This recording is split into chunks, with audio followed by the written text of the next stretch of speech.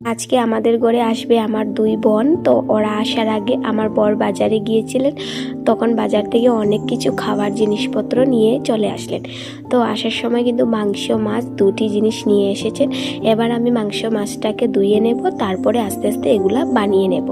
তো এবার কিন্তু আমি মাছ আর মাংসগুলোকে গামলার মধ্যে ঢেলে দিয়েছি, আর তারপর কিন্তু এগুলা ভালো জল দিয়ে ধুয়ে নেব।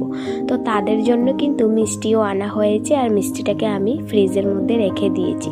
এবার আলুটা কেটে কিন্তু ফ্রাই করে নিয়েছি, আর এবার পেঁয়াজ আর কাঁচা লঙ্কা রসুন আদা সব কিছু রেডি করে কুটে নেব। তো এবার আমাদের বাইরের ওয়েদারটা দেখতে পাচ্ছ, মেঘলা মেঘলা লাগছে, মনে হচ্ছে বৃষ্টিটা আসবে। এদিকে এই মাংসটা কষিয়ে নিচ্ছি, আর এই যে দিদি তারা চলে আসলো। তো আসার সময় ওরা মিষ্টি বুজিয়া আমাদের জন্য নিয়ে আসলো, আর সাথে নিয়ে আসলো কেক। আজকে হলো আমার বিবাহ বার্ষিক, তো আমাদের বিয়ের 2 বছর কমপ্লিট হয়ে গেছে। তো আমাদের জন্য ওরা কেক এনেছে, তো আজকে আমরা দুজন মিলে কেকটাকে কেটে নেব। তো সবাই আমাদেরকে আশীর্বাদ করবে যাতে আমরা সারা জীবন কিন্তু সুখে শান্তিতে থাকতে পারি। তো যে সুন্দর করে কেকটাকে সাজানো হচ্ছে, এবার আমরা দুজন রেডি হয়ে এবার কেকটাকে কেটে নেব।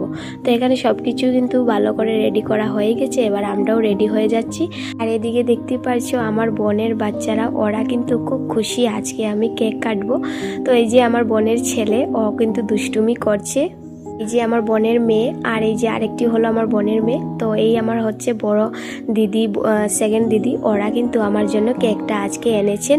আজকের এই স্পেশাল দিনটা যাতে আমি খুব সুন্দরভাবে কাটাতে পারি। আমাদের বিয়ের 2 বছর পুরো হয়ে গেল, এই যে ছোট ছোট দিনগুলো কিভাবে কাটিয়ে নিলাম বুঝতেই পারলাম না। সময়ের সাথে সাথে সব কিছুই কিন্তু বদলে যায়। আমরা দুজন একে অপরকে যাতে সারা জীবন এইভাবেই সুন্দরভাবে চালিয়ে নিতে পারি, ভগবানের কাছে এটাই কামনা।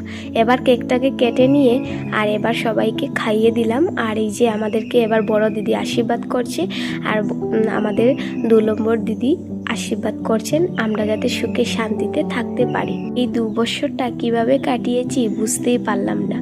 অনেক মানুষ আমাদের জীবনে এসেছে, অনেক কিছু খারাপ ভালো বলেছে, তাও আমরা কিন্তু এগুলাকে মনে না রেখে আমাদের পথে চলেছি।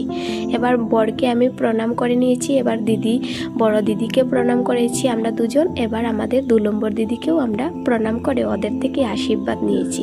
আমাদের তো আর বাবা মা কেউ নেই, আমাদের বড় দিদিরাই আমাদের বাবা মা, ওদের থেকেই আমরা আশীর্বাদ নিয়েছি। এই যে আমার ছোট বোন এবার ভিডিও কল করে সব কিছু দেখছিল। তো চলো আজকের জন্য এই পর্যন্ত।